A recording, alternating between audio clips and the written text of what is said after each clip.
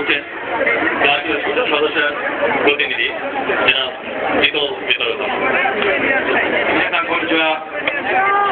本日は第10回を迎えられましたカレーフェスティバル、そしてご挨拶やおめでとうございます。日頃からあちらく大地ご夫妻をはじめバングラディッシュの皆さんが大変近くで親しみさせていただいております。住民の伊藤康介でございます。本日は大変恐縮ですが代理でお伺いをさせていただきました私伊藤の次男で視聴しております東龍太郎と申します。本人より皆様にお祝いのメッセージを預かってまいりましたので代読させていただきます。第10回カレーフェスティバル、そしてバングラディッシュ小池は誠におめでとうございます。日本とバングラディッシュは経済協力などを通じてますます友好の輪が広がっております。1億5000万人に近い人口のバングラディッシュは経済成長も順調に進んでおり多くのポテンシャルを持ってさらにご発展されていることと思います。昨今は日本のメディアなどでもバングラディッシュのドキュメントなどが放送されることもますます日本と身近な関係になっていると感じております。これからも両国の友好の輪がさらに広がりますように、また本日のフェスティバルのご成功を心からご記念申し上げてお祝いのメッセージをさせていただきます。日本バングラディッシュ友好議員連盟会頭代行衆議院議員伊藤康介、本日はおめでとうございました。楽しい日程していってください。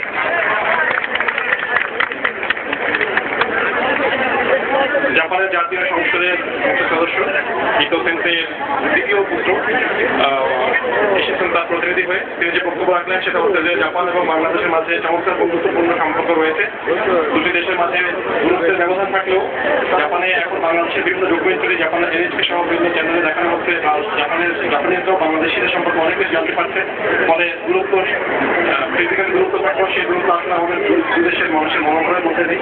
তো উনি এই জন্য আমাদের মাঝে আরো বেশি বন্ধুত্বপূর্ণ সম্পর্ক প্রগাঢ় করে নেওয়ার জন্য এই কারি ফেস্টিভ্যাল থেকে মানে নববর্ষের শুভেচ্ছা থেকে আরো সুন্দরভাবে উদযাপন করার জন্য ওই সময়কে শুভকামনা জানিয়ে ধন্যবাদ। আসলে মন্ডলী আপনারা সবাই জেনে থাকবেন যে জাপান বাংলাদেশ পার্লামেন্টারি লীগের প্রেসিডেন্ট হচ্ছে বর্তমান জাপানের প্রাইম মিনিস্টার যারা তারকমা। সবাই জানেন যে আমাদের বর্তমান জাপানের প্রাইম মিনিস্টার হচ্ছেন আমাদের জাপান বাংলাদেশ পার্লামেন্টারি লীগের প্রেসিডেন্ট।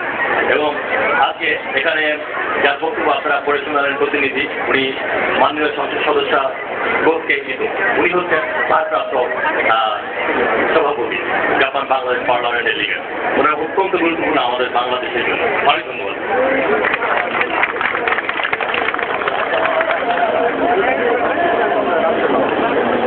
これをもちましてご来賓の皆様からの祝辞および表彰式を使用させていただきます。ありがとうございました。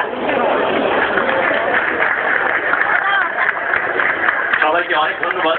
দর্শক মন্ডলী, যেটা বারবার বলা হয়নি, আজকের আমাদের এই প্রধান অতিথি হচ্ছেন আমাদের মাননীয় রাষ্ট্রদূত জনাব আশরাফুল্লাহ। উনি ছিলেন আজকে এই বৈশাখী মেলার আমাদের প্রধান অতিথি। অন্য যারা রয়েছেন সঙ্গে ওনার বিশেষ অতিথি। আমরা এই প্রধান অতিথি এবং বিশেষ অতিথিকে আজ কষ্ট করে এখানে আসবার জন্য অনেক ধন্যবাদ জানাচ্ছি। আবার বড় করে শুভ নববর্ষ। অনেক ধন্যবাদ।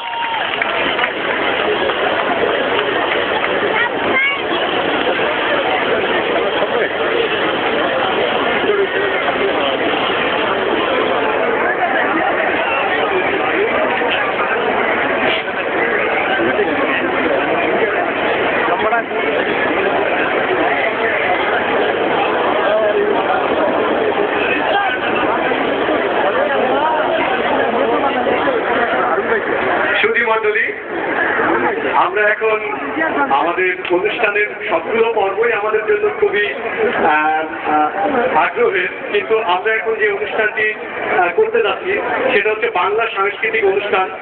এই অনুষ্ঠানের জন্য জাপানের বিভিন্ন প্রান্ত থেকে অনেক দূর থেকে বাংলাদেশি এবং জাপানিজ মানুষ এখানে সমবেত হয়েছেন।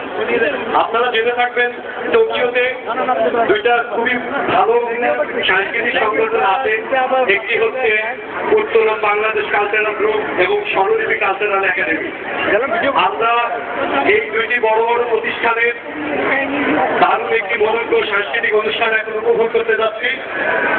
আমি এই বাংলা সাংস্কৃতিক অনুষ্ঠানের সমন্বয়ক আফগান আহমেদ সানি, কে আসলাম হীরা এবং জসিমউদ্দিন আহমেদকে মঞ্চে আসার জন্য অনুরোধ জানাচ্ছি। ধন্যবাদ।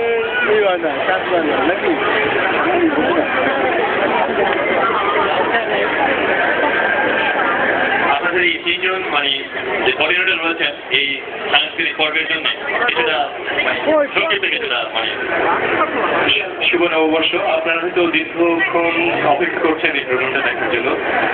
যাই হোক আমরা যতটুকু পারি চেষ্টা করছি আপনাদের আনন্দ দেওয়ার জন্য। এবছরে জসিম এবং হিয়া ভাই কোঅর্ডিনেটর হিসেবে আছে এবং মিথুন আমাদেরকে সহযোগিতা করছেন। এগুলো আমি বিদায় নিচ্ছি। জসিম আপনাদেরকে প্রোগ্রামটা ইন্ট্রোডিউস করে দেবেন। ধন্যবাদ ভাই। আসসালামু আলাইকুম। আগত দূর দূরান্ত থেকে আগত ভাই বোনেরা সবাইকে জানাচ্ছি আন্তরিক ধন্যবাদ ও শুভ নববর্ষ। আপনারা সবাই জানেন বাংলাদেশে জাপানের মধ্যে দুটি কালচার গ্রুপ আছেন, একটা হল স্বরলিপি আর একটা উত্তর। আজকে আমি এবং হীরাভাই স্বরলিপি এবং উত্তরের দায়িত্ব পালন করছি এবং আপনারা তাদের কাজ সুভাবে শুনুন এবং তারা চেষ্টা করবে আপনাদেরকে আদর করতে পারবেন। ধন্যবাদ। সবাই তাদের গান শোনার জন্য অনুরোধ জানাচ্ছি।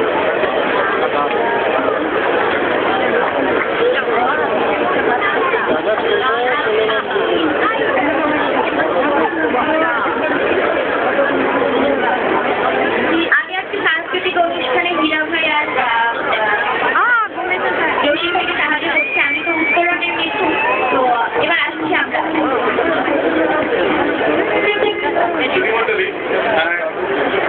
উত্তরণ এবং স্বরলিপি কালচারাল একাডেমি সাংস্কৃতিক অনুষ্ঠানের পরে আমরা আমাদের দীর্ঘ প্রতীক্ষিত বাংলাদেশ থেকে অতিথি শিল্পী নিশিতা এবং সাব্বিরের পারফরমেন্স দেখবো। আপনারা সবাই ধৈর্য ধরে অনুষ্ঠান উপভোগ করেন।